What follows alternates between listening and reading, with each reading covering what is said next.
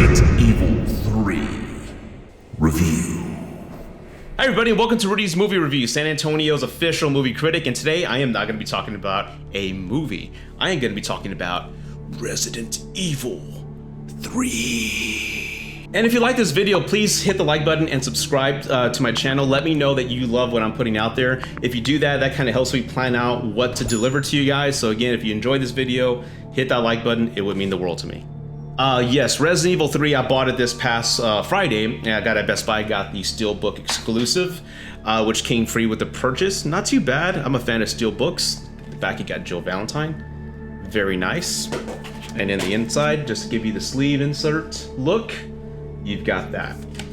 So the game, I bought it this weekend, and really I have to say, as an adult, I really don't have a lot of time to play games, but back in '96, I was one of the first owners of the PlayStation, and the PlayStation just, I remember all my friends giving me crap about it, saying, you should have waited for the 64, and then like, no, there's something about the system, I'd like it.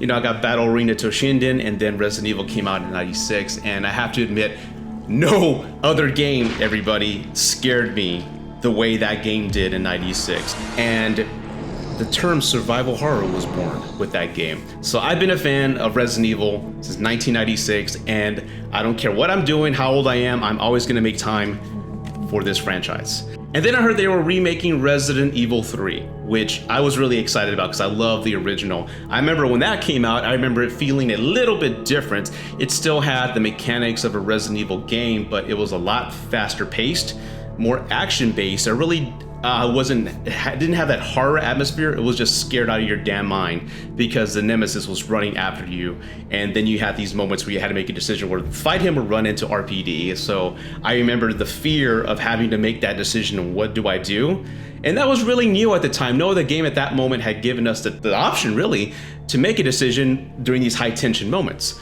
So when I heard they were remaking it, I was really excited, so I bought it, and I have to be honest with everybody, I'm about this. And let me explain why. First off, let me tell you what I loved about it. The game is breakneck fast pace. As soon as the game starts, you're offered the illusion of safety in Jill's apartment for the first 3 minutes, and then something happens, and then you're just on the run the entire game. You really don't get a chance to breathe. So I do love that moment, is that once the game starts, you're just running and hauling ass, trying to find ammo and get to these objectives and complete your goals. 2, Jill as a character is amazing. I love her charisma, her sarcasm, and her wit with her and Carlos. She's a very, she's one of those protagonists you're rooting for. Just the design, the characters. She's a strong woman, you're just rooting for her. She kind of reminded me of Ripley. You think I don't know how to fuck you up? And during this game, during sequences, and I really enjoy playing her as a character, and I love the just the evolution of her and the modernization of her compared to what we saw before. The Nemesis, oh my god. He's a lot different from the original as far as what he can do, and I will say that's all I will say. Yeah, the Nemesis is truly a son of a bitch. He's always after you. Just when you think you can take a breath and relax, he just bursts through a wall. I screamed pretty often during this game, the first moments of just engaging him. And yeah, they made some changes to him later on in the game, and I won't spoil that for you, but yeah, he does change it here and there, and I'm like, okay, that's a little different, but I'll shoot you anyway. So the Nemesis is definitely more threatening in this game, and he's on you, so you always have to be on your toes while playing this game because he can pop out at any moment. But if you're a true Resident Evil fan, you can call it, just like a bad horror movie. Now for the cons, everybody, this game is incredibly short. Incredibly short. As I mentioned, I don't have a lot of time to play games, but for the Resident Evil franchise, I do. And the fact that I beat this game over a weekend, 2 hours at a time, says a lot. It's only about 5 hours worth, and just when you're getting comfortable collecting the ammo, you got a good inventory and the safe box, you're ready to go, the game's already ending. And I'm like, man, I've got like 40 rounds of Magnum ammo that I haven't even used yet, because I'm just conserving, I'm just building ammo, so it's over before you know it. And there's no alternate ending, so it really affects the replay value of the game. Granted, you can go back at a hardcore setting or do things that's slightly different, but it's over before you know it, everybody. So that was really disappointing. It kind of reminded me of Metal Gear Solid Ground Zeroes. Remember that game that came out right before the Phantom Pain? It was about a good It was about a good hour preview.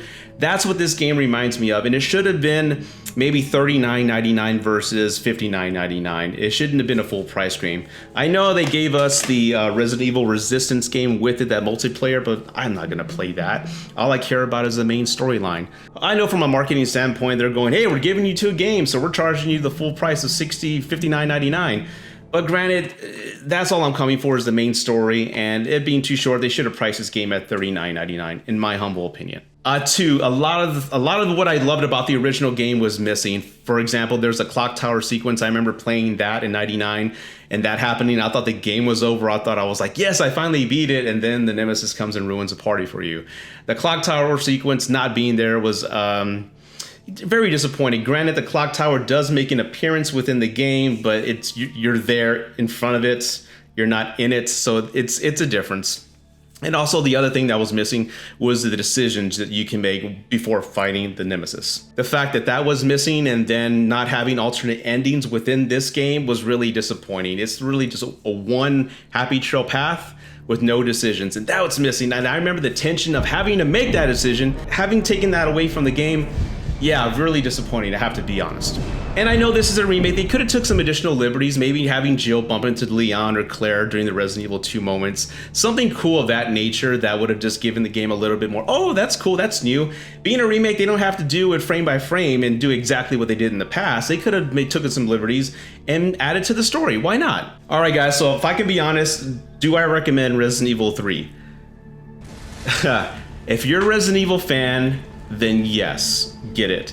But if you're a casual gamer or new to the franchise, I would wait until it drops in price. I would say wait until it gets to like $39.99, because again, if you're a modern gamer, you're probably used to campaigns being 10 hours, 15 hours, 20 hours. This is only 5. It's only a 5-hour campaign, and it's over before you know it. So again, I really wish they would have added more to it. I really wish they would have treated it the way they did with Resident Evil 2, because honestly, it's beautiful. Everything's amazing. The sequences, the sound design, everything's great about it, but it's just too short, so it really does the original disservice.